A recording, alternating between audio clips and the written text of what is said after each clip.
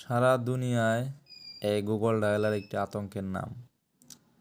কেননা যদি কারোর প্রয়োজনে কল রেকর্ডিং করার দরকার হতে পারে, তো সেই ক্ষেত্রে এখানে অ্যানাউন্সমেন্ট চলে আসে। তো কল রেকর্ডিং করা খুব একটা কষ্টসাধ্য হয়ে যায়।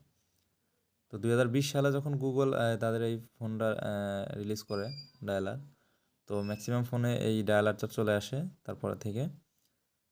তো এটার ইউটিউবে খুব একটা টিউটোরিয়াল পেলাম না যে রেকর্ডিংয়ের করার অপশনটা। তো সেই ক্ষেত্রে আমি একটা ট্রিক্স আপনাদেরকে সহজে দিচ্ছি। তো ফার্স্টে আপনাদের এই অ্যাপসটা ডিজেবল করে ফেলতে হবে।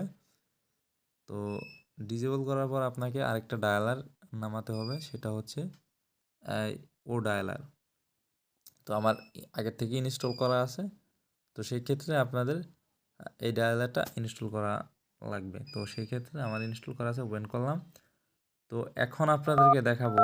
তো আমারটা হয়তো ব্যালেন্স নেই, তারপর আমি চেষ্টা করব যে আপনাদের দুঃখিত, কল দেওয়ার পরে রেকর্ডিংটা অফ হয়ে গিয়েছিল। তো আমি দুইটা স্ক্রিনশট দিয়েছি, দেখতে পারতেছেন, এই যে দেখেন।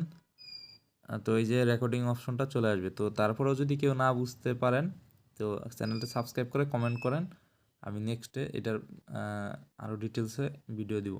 ধন্যবাদ and good bye Google dialler.